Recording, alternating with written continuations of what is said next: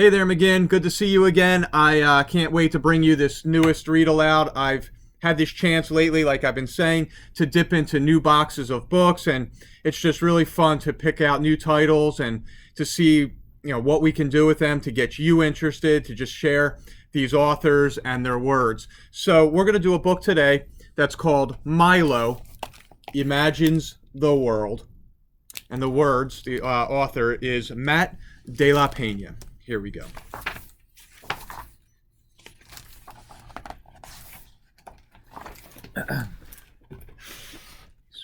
Okay.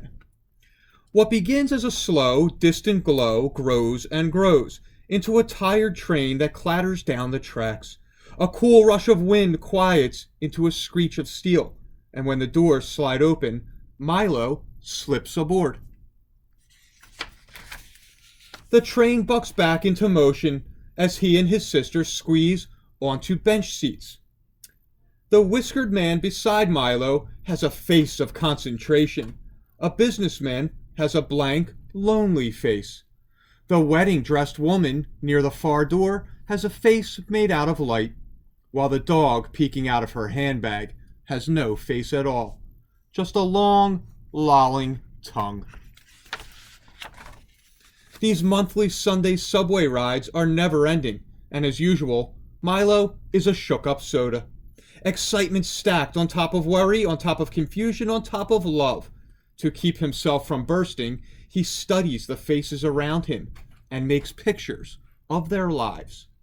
At a downtown local stop, the whiskered man folds up his crossword and hurries off the train. Milo imagines him trudging through brown mounds of slush. It's a 5-flight climb to his cluttered apartment, where he's greeted by mewling cats and burrowing rats. Parakeets tweet songs of longing as the man sips tepid soup, hunched over a game of solitaire. Late that night, the door to the parakeet cage mysteriously falls open, and the cats gather on the cold sill to watch the birds fly free above the city. Milo tugs his sister's sleeve and holds up his picture. But even when she turns to look, he can tell she doesn't see. She's a shook-up soda, too. A boy in a suit boards the train with his dad. His hair is a perfect part, and there's not a single scuff on his bright, white Nikes. Milo imagines the clop, clop, clop of the horse-drawn carriage that will carry him to his castle. Imagines the clink, clink, clink of the guards slowly lowering the drawbridge. Across the human-made moat, the boy is met by a butler, 2 maids, and a gourmet chef offering crust-free sandwich squares. Milo flips to a fresh page at a bustling midtown stop.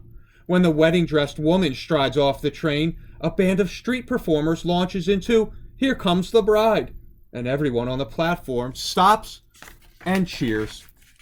Milo imagines the grand cathedral ceremony where the couple will be pronounced husband and wife. Imagines the groom whisking his new bride to an awaiting hot air balloon, where the pilot loads them in with blankets and blasts the heat.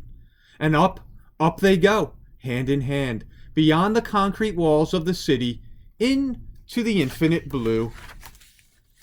Milo holds up this picture too, but his sister shoos him away. "Can't you see I'm playing my game?"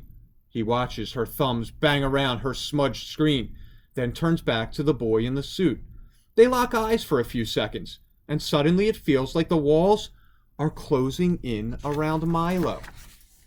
The spell is broken when a crew of breakers bounds onto the train announcing, "You all ready for a show?" Several curious faces look up as the beat drops, and now the girls are walking up walls. They're whirling around poles. They're backflipping over the shopping bags. When the train pulls into the next stop, they collect a few dollars and scramble off for another car. Milo imagines them going from train to train, doing their act as everyone watches. But even after the performances are over, faces still follow their every move. When they walk down the electronics aisle at the department store, when they cross into the fancy neighborhood. Milo doesn't really like this picture, so he puts away his pad, and turns to his reflection in the window. What do people imagine about his face? Can they see him reciting his volcano poem to the class? Can they hear his mom's soothing voice reading him a bedtime book over the phone? Can they smell the chili Colorado bubbling in a pot in his auntie's apartment near the cemetery? Butterflies flood Milo's stomach when it's finally their stop. He follows his sister onto the cold station platform and up the stairs. Above ground, he's surprised to see the boy in the suit a few paces ahead. He's even more surprised when the boy joins the long line to pass through the metal detector. Milo's sister suddenly bends to give him a hug. "I didn't mean to snap at you," she says. She takes his hand, adding, "You have your picture ready?" He nods, feeling the warmth of her fingers. As they slowly shuffle forward, Milo studies the boy in the suit, his dad rubbing his thin shoulders, and a thought occurs to him. Maybe you can't really know anyone just by looking at their face. Milo tries to reimagine all the pictures he made on the train. Maybe he could have done it like this instead. Or this. Or this. Milo's chest fills with excitement when he spots his mom through the crowd.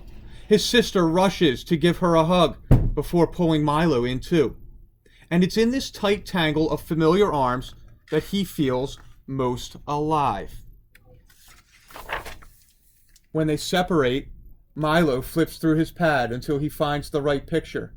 "I made this for you," he says, holding it up, and he watches for the smile he hopes will spread across his mom's face.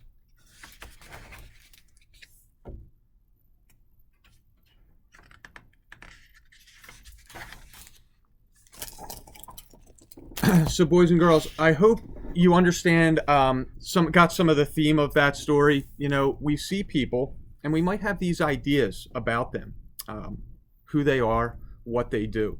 But the truth is, until we get to know people, until we're invited into people's lives, we don't 100% know anything. So, you know, we don't want to judge. The key is to, you know, keep ourselves open to all different possibilities. Okay, and I hope you enjoyed that story and got something out of it. So, again, I will be back with another read aloud tomorrow. You have an awesome night. Take care.